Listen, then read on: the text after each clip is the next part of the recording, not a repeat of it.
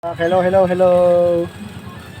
Bili na kayo mga kapalakubak. Meron siyang itlog, bulaklak, chicharong bulaklak, tapos misyon ng baboy, ulo na may leeg yan mga kapalakubak.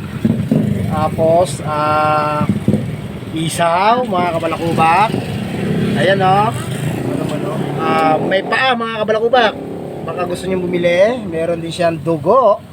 Siyempre, hotdog. Masarap tong hotdog na to, mga kabalakubak. Tender juicy ka.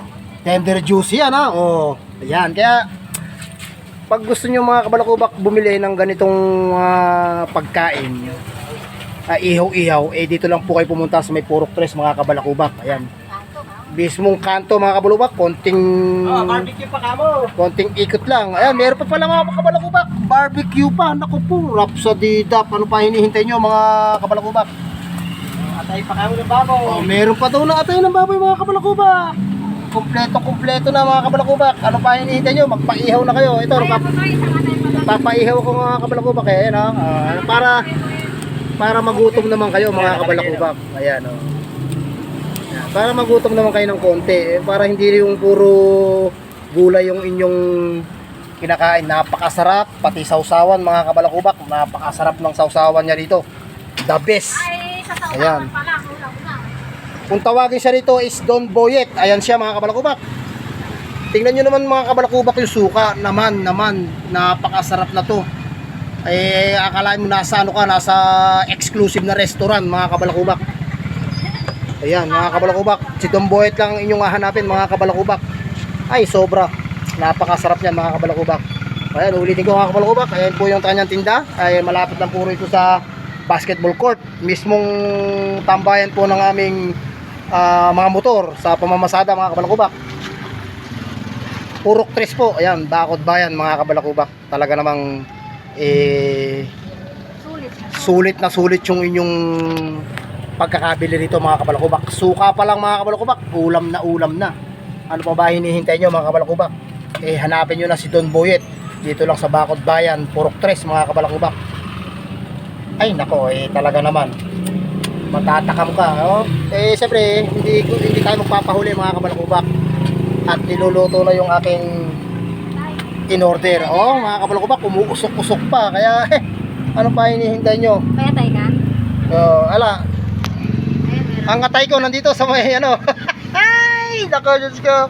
Naghahanap ng atay. Ako may atay ako rito sa loob. Ay. Ayan mga kabalakubak, oy. Talaga naman mga kabalakubak, gugutuming ka talaga, oh. May goodness mga kabalakubak. Ayan, inuulit ko, dito lang po sa Bakod Bayan yan mga kabalakubak. Purok 3, ayan, Don Boyet. Ayan mga kabalakubak. Ayan oh. Ayan mga kabalakubak, tingnan nyo yung peso niya mga kabalakubak. Talagang, ay mga kabalakubak, oh, ayan. Marami din nagtitinda dito mga kabalakubak. May nagtitinda rin ng lechong manok at saka piniritong manok mga kabalakubak. Ayan.